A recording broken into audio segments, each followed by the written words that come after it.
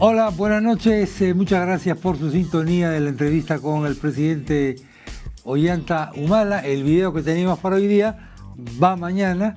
Y hoy día tenemos aquí al doctor Mario Moretti. Mario, ¿cómo estás? ¿Cómo estás, Chepo? ¿Cómo te va? Muy buenas noches.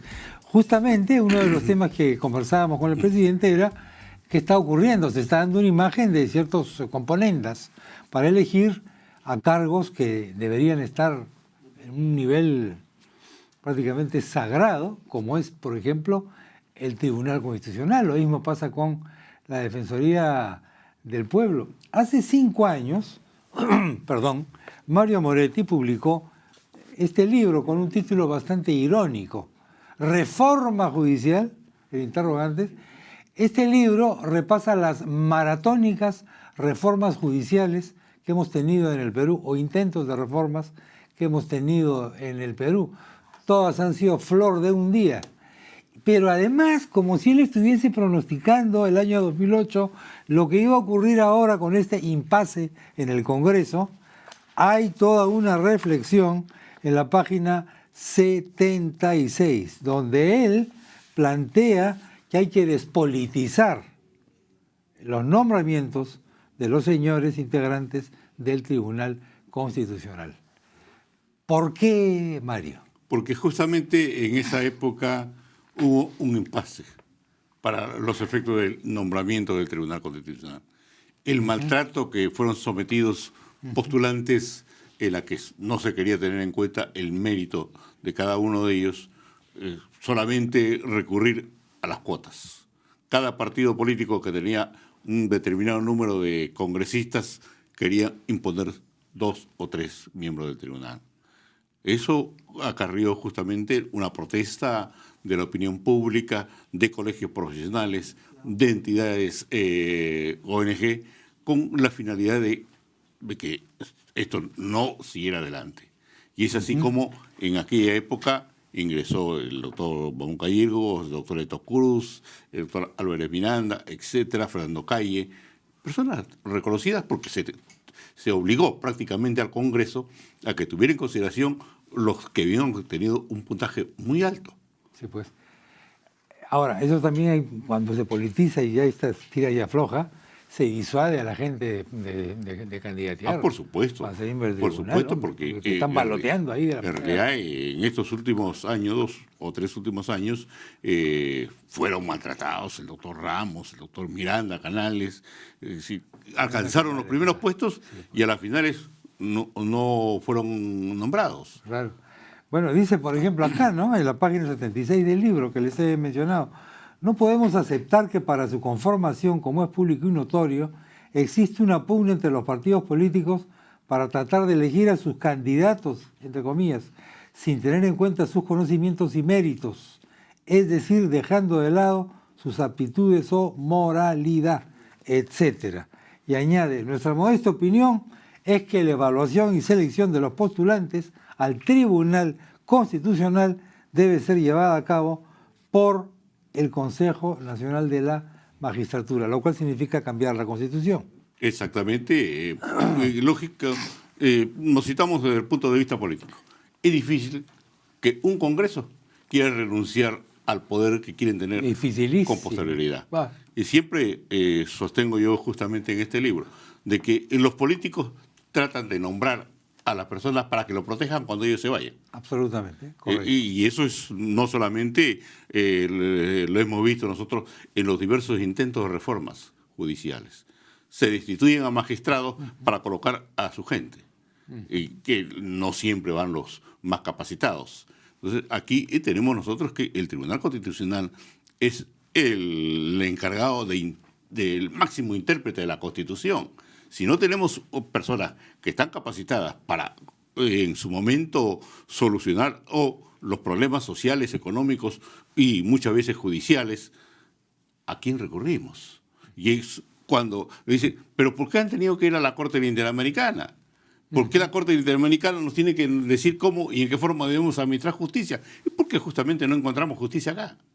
Y es cuando se violentan los derechos fundamentales, lo único que nos queda, bueno, si ya no vamos a tener un tribunal constitucional con personas que están capacitadas, yo no pongo en tela de juicio los candidatos que han sido nominados por el Congreso. Son personas que pueden... Pero la forma... Sí, la forma. La forma como se está dando una imagen ante la opinión pública un poco negativa sobre esa cuestión, que está afectando ya a la institución.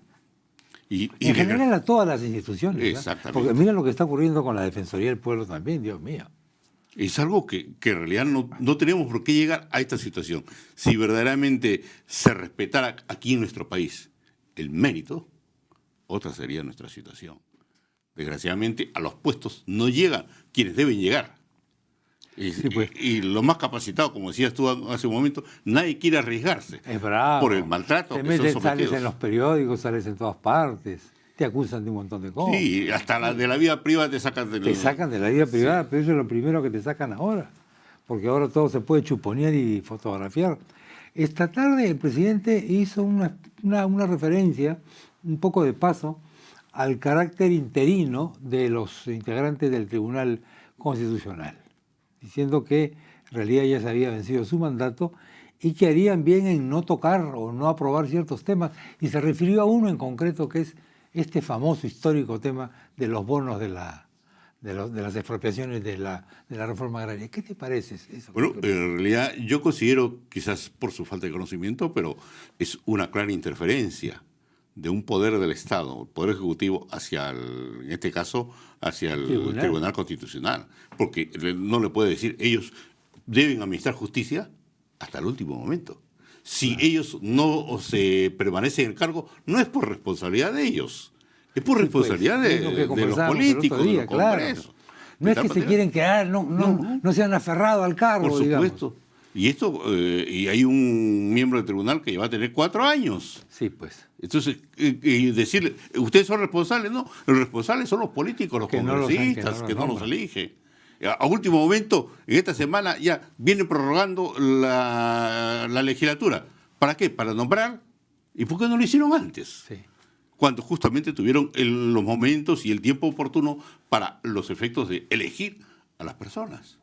Pero sin embargo, y conversamos con un abogado, ¿por qué no postula? ¿Estás loco? ¿Para qué va a postular? ¿Para ser maltratado? ¿Para ser ofendido en el Congreso? Postular, ni hablar, nadie quiere postular. No quiere postular, claro.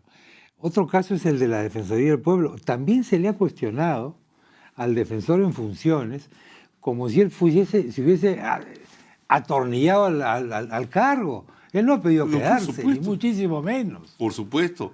Y justamente le está cumpliendo la función que le corresponde como defensor del pueblo, velar por los intereses de la sociedad, velar por los intereses del pueblo.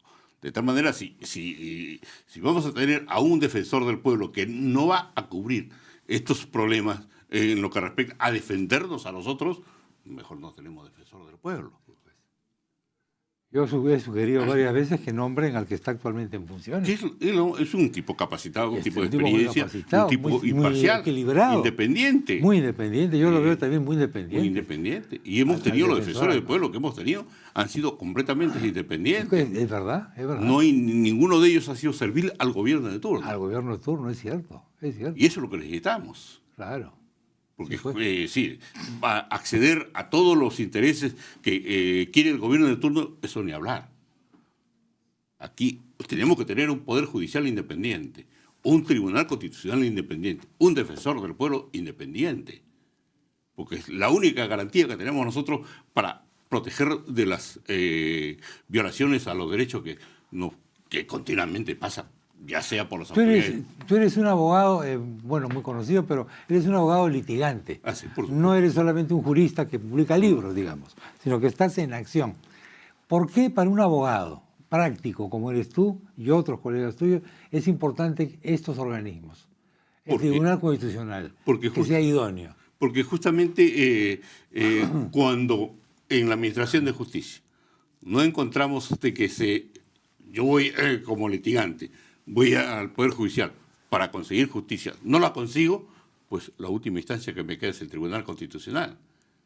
Y si no la consigo ahí, tengo que ir hasta la Corte Interamericana, previa Comisión Interamericana de Derechos Humanos. Pero eso evidentemente encarece la justicia, ¿no? Porque tu cliente te va a tener que pagar un montón. Por supuesto, pero el problema es que tenemos que luchar tenemos que litigar, vemos el caso de Utopía, por ejemplo. El ¿Cuántos caso de años? Utopía, Dios mío. ¿Cuántos años? Cierto. ¿Sí? Es Una cierto. constancia para conseguir, ¿qué? Justicia. Sí, Lo único que Una reclaman las justicia personas elemental, es que se ¿no? le haga Porque justicia. era un escándalo tremendo aquello, supuesto. de Utopía, ¿no? Y eso vemos nosotros, Impresionante. desgraciadamente, quienes batallamos todos los días como abogados litigantes, tenemos que enfrentarnos a una serie de problemas, a una serie de personas que encargados de administrar justicia, que muchas veces no o la otorgan a quien le corresponde. ¿Cuán importante es que un tribuno o que un defensor o que una persona de este tipo tenga interés suficiente para ser independiente, para no deberle la vida a nadie? Justamente en una oportunidad hice una anécdota que siempre la tengo yo, ejercía la administración de justicia y fue un recuerdo, me manda a llamar a un vocal, presidente de una sala. El doctor me dijo, ¿quiere esta resolución? Porque ley libertad fulano. Para mí no procede, doctor. ¿Cómo que no va a proceder? Me dijo, sí procede. Doctor, aquí tiene usted el expediente, prepáreme usted un proyecto de su puño y letra. Y si yo considero que procede, lo firmaré. Pero que sea de su puño y letra. ¿Aceptó eso o no? Ah, tú eres muy sabido, me dijo, vete acá. Bueno, qué fácil es ordenar, Claro. pero no asumir ninguna Asumir la responsabilidad. responsabilidad, pues. Y ahí, cuando uno conoce su tema, uno podrán decirle lo que quiera. Pero yo resuelvo un problema porque lo conozco. Yo no puedo ir, por ejemplo, a sentarme a administrar justicia en cuestiones laborales porque no manejo ese tema. Pero cuando uno conoce, uno podrán venir presiones tras presiones. Pero cuando uno se forma una línea, mejor diables con él porque no entra en arreglo, no entra en presiones. Por supuesto, él no redactó la Por supuesto, en la vida. sentencia, ¿no? Me largó del ¿Tomó sobre alguna pecho. represalia? ¿Intentó Tampoco, tomar? no. Tampoco. Nunca, porque ya nos saludaba muy respetuosamente, pero ya sabía Con una distancia. cómo podía, y a quién podía insinuar o obligar. A veces vale la pena no ser muy sonriente, ¿no? Bueno, No ser muy amable. Sobre todo con los de arriba. Ah, sí, por supuesto. Claro, porque lo interpretan mal, ¿no? Y a la Creen verdad que eres blandito nomás y que Sí. te pueden manipular con toda y a tranquilidad. la verdad que yo tuve la suerte de administrar justicia, conozco los tres campos: el académico, el ejercitar mi profesión y administrar justicia. Entonces son tres campos que me ha dado una gran experiencia en mi vida profesional y sobre todo lo dejé sí a raíz del golpe de Estado, del autogolpe. El 92. Me llamaron para ser vocal suplente, como me llamaban en otras oportunidades. Y No aceptaste. No acepté. No acepté por una razón muy sencilla, porque se habían destituido a 164 magistrados, injustamente muchos de ellos. Y entre ellos, amigos míos, y públicamente me recuerdo que el programa me entrevistó en aquella oportunidad. Dije, estoy completamente en desacuerdo porque en el mismo saco ha puesto, por ejemplo, le dije a Daniel Caballero Cisneros, a Edmundo Peláez, entre otros. Los dos han sido presidente del Consejo Nacional de la Magistratura con posterioridad. Entonces, ¿qué ética podía tener yo de reemplazarlos a ellos después de haber dicho que había sido injusta esta medida? No tenía el coraje, por decirlo menos, de estar reemplazándolos a ellos después de haber protestado por su Pero destitución. ahora, no todos piensan como tú, ¿eh? Algunos estaban a favor ahí entonces y están también a favor ahora. Sí, por supuesto. Y en la reforma judicial estaban en primera fila, Por supuesto. sacando Hay mucha pecho, gente como técnicos. Por supuesto. Y con unos salarios muy interesantes. Fantástico. Hay que ver la cantidad de millones que dio las Naciones Unidas en aquella época. Hombre, para claro, la reforma pues, judicial. esto fue y que nunca tremendo. se hizo. Gracias, Mario. Te agradezco también a ti, Chema. Eres muy amable, estamos Gracias. en contacto. Mario Amoretti,